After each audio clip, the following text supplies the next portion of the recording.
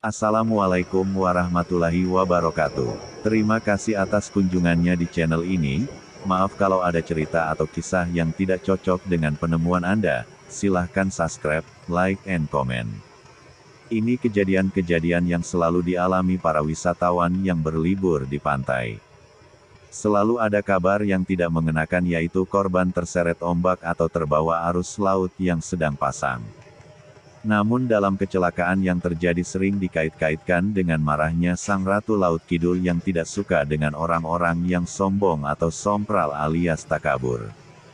Di mana laut atau penguasa laut tetap ciptaan Allah Subhanahu wa Ta'ala yang pasti mengetahui keberadaan manusia yang sedang bermain di pantainya.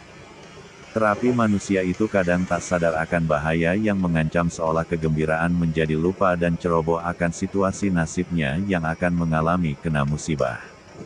Penguasa pantai pasti ada, entah itu jin atau makhluk gaib lainnya yang sering disebut Nyi Roro Kidul.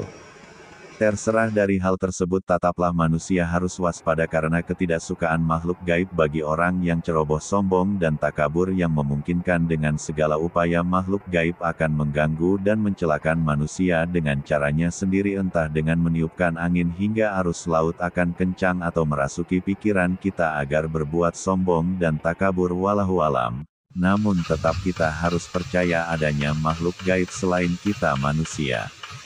Di pantai Sukabumi, Jawa Barat dikabarkan ada 17 wisatawan terseret ombak, di mana 5 belum ditemukan, ada 5 orang belum ditemukan. Sebenarnya ada tanda-tanda laut sedang berbahaya, walau sebagian orang masih percaya mitos Nyi Roro Kidul. Kejadian terseretnya 17 orang di pantai Sukabumi dikutip desjabar.com dari Instagram @infojawabarat, pada Minggu tanggal 23 April tahun 2023. Kejadiannya di Pantai Ombak Putih, Pantai Batu Bentang, dan Pantai Ujung Genteng. Sampai abad ke-21 ini, masih ada sebagian orang menghubung-hubungkan orang hilang terseret ombak di pantai selatan Pulau Jawa dengan mitos Nyi Roro Kidul. Padahal, sebenarnya ada tanda-tanda kondisi laut sedang berbahaya, yang bisa diperhatikan masyarakat. Jika mengetahui tanda-tanda tersebut, sebaiknya masyarakat jangan berenang di pantai, termasuk di pantai selatan Pulau Jawa. Sebab, tanda-tanda dimaksud menunjukkan kondisi laut sedang berbahaya dan akan muncul ombak besar. Cara mengetahui kondisi laut sedang berbahaya atau sedang aman, adalah mengetahui bentuk gelombang laut.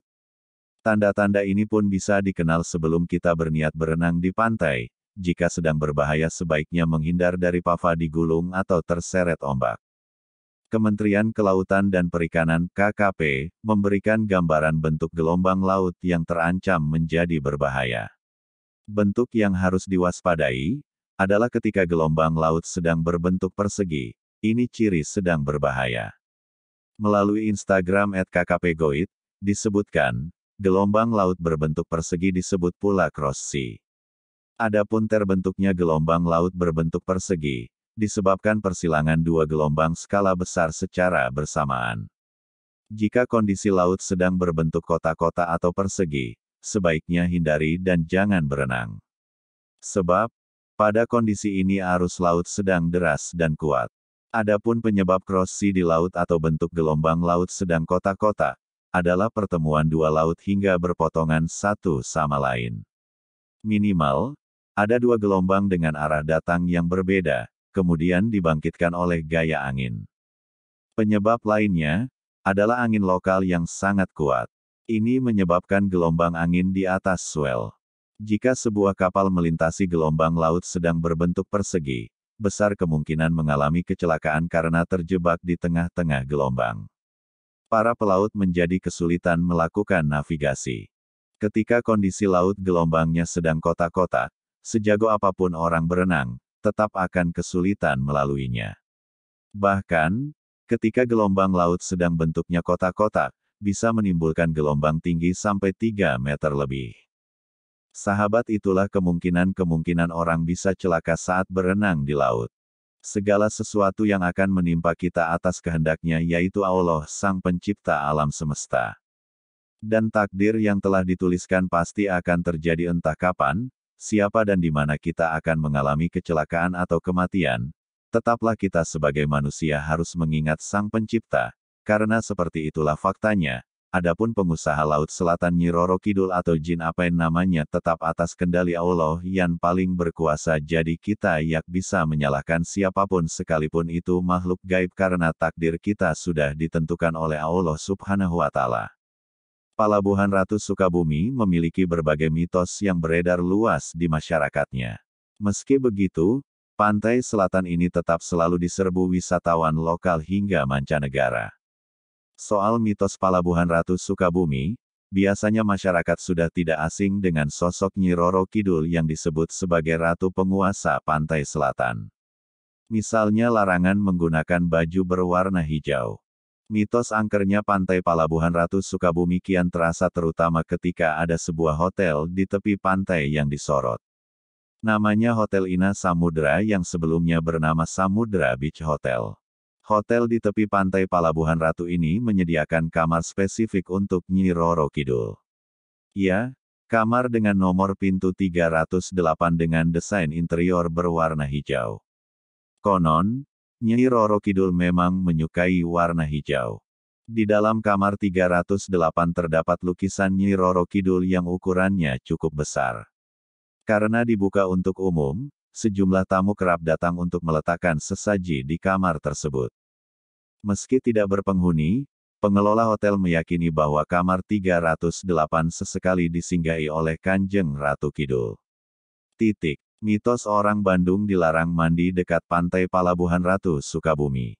Para sesepuh alias kuncen biasanya mewanti-anti kepada orang Bandung yang hendak mandi di pantai Palabuhan Ratu Sukabumi. Mitosnya, apabila orang Bandung mandi di pantai sekitar Palabuhan Ratu Sukabumi maka dapat terkena musibah, seperti tenggelam atau terbawa ombak. Kisah ini memiliki mitos sejarah sejak zaman dahulu. Diceritakan, mitos bermula kala Raja Kerajaan Pajajaran memperistri seorang wanita cantik. Namun, wanita tersebut hanya sebatas selir saja. Usai mempersunting sang istri, perempuan tersebut dikabarkan mengandung. Saking bahagianya, selir tersebut mengabarkan tentang kehamilan buah hati kepada raja. Bukannya bahagia mendapat keturunan, Raja Pajajaran malah murka dan berubah benci kepada sang selir. Singkat cerita, Raja Pajajaran memerintahkan kepada para pengawalnya untuk membuang selir ini ke hutan belantara. Keputusan ini ternyata tetap menjadi buah kekecewaan sehingga hatinya pun sangat hancur dan terpaksa berjalan tanpa tujuan atau tak tentu arah. Tanpa sadar selir Raja Pajajaran sampai hingga di pesisir pantai selatan Laut Jawa. Menghadapi sebuah pantai dan melihat lautan luas dengan ombak besar, wanita ini merasa sudah tidak ada jalan masa depan dan berniat untuk mengakhiri hidupnya. Wanita yang menjadi selir raja berniat bunuh diri dengan menenggelamkan diri ke laut hingga terbawa arus. Tujuannya supaya kepedihan hidupnya dapat berakhir, meski jauh di lubuk hatinya bara dendam kepada Raja Pajajaran tak pernah berhenti berkobar. Sayangnya, niat bunuh diri selir raja itu gagal, dia diselamatkan oleh penguasa Laut Kidul yang diceritakan mengutus jajaran pengawal untuk menyelamatkan wanita tersebut.